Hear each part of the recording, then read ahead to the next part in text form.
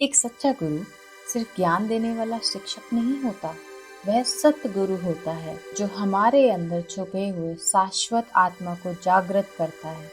सहजयोग में हमें बताया गया है कि 10 आदि गुरु अलग अलग युगों और स्थानों पर अवतरित हुए हैं ताकि धर्म की नींव रखी जा सके और मानव को उसके भीतर की ऊर्जा कुंडलिनी शक्ति की ओर जागृत किया जा सके।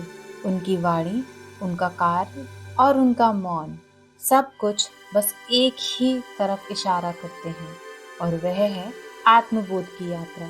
आइए जानते हैं कि कैसे इन गुरुओं ने इस छिपे हुए मार्ग को अपने अपने तरीके से प्रकाशित किया है। नंबर 1, राजा जनक। राजा जनक ने शाही जीवन जीते हुए भी वैराग्य में रहकर आत्मज्ञान प्राप्त किया। उन्होंने अष्टवक्र और नचिकेता जैसे ऋषियों को भी आत्मबोध की ओर मार्गदर्शन दिया।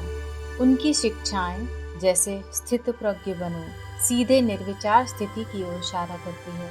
नंबर 2, हजरत इब्राहिम। इब्राहिम ने धर्म और परम शक्ति के प्रति समर्पण को स्थापित किया।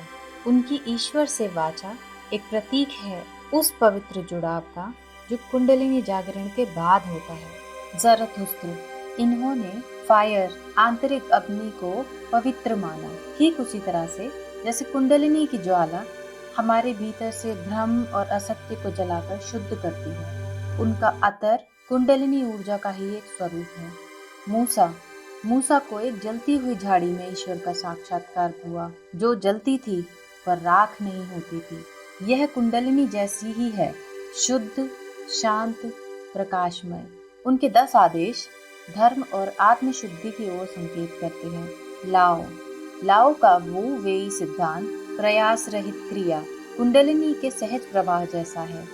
उनका ताओ उसी सुषुम्ना नाड़ी की तरह है जो अदृश्य है पर सबको जोड़ती है।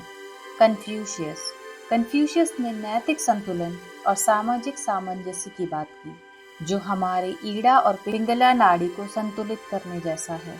तभी कुंडलिनी सहज चेतना से ऊपर उठ सकती है। सोक्रेटिस, अपने आप को जानो, यही उनकी भाषा में आत्मबोध का मूल है।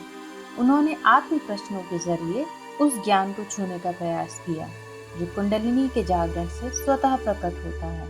हजरत मोहम्मद, पैगंबर मोहम्मद ने नूर यानी प्रकाश, रूह यानी दिव्य आत्मा और कयामत यानी पुनरुत्थान का वर्णन किया है, जो कुंडलिनी के ऊपर चढ़ने के सूक्ष्म संकेत हैं। उनका संदेश कि तुम्हारे हाथ बोलेंगे, यह वही अनुभव है जब कुंडलिनी जागरण के बाद हथेलियों पर शीतल स्पंदन महसूस होता है। गुरु नानक देव, गुरु नानक ने नाम और शब्द की शक्ति बताई है जो कुंडलिनी के जागरण से सक्रिय होती है। साईनाथ शिरडी, सबका मालिक एक। साईं बाबा का यह संदेश सहस्त्रार चक्र की एकता को दर्शाता है। उन्होंने भविष्यवाणी की थी कि एक ऐसी शक्ति आएगी जो सामूहिक आत्मबोध कराएगी और वह शक्ति है श्री माता जी निर्मला देवी। सिर्फ इन 10 गुरुओं ने ही नहीं, संत कबीर ने भी कुंडलिनी के बारे में बहुत सुंदर भाव में अपनी कविताओं में लिखा है। उनकी रचनाएं जैसे झीनी झीनी बीनी चदरिया उसी गहराई को दर्शाती है जो कुंडलिनी जागरण में भीतर अनुभव होती है। इन सब गुरुओं ने कुंडलिनी की ओर संकेत दिए, किंतु श्री माता जी निर्मला देवी ने इसे खुले रूप में जागृत करने का तरीका दिया। 1970 में उन्होंने सहस्त्रार चक्र को सामूहिक रूप से खोला, जिससे आत्मबोध हर इंसान के लिए संभव हो पाया।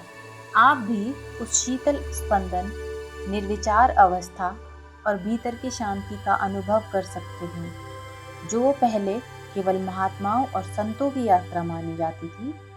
वह आप भी अपने जीवन में महसूस कर सकते हैं।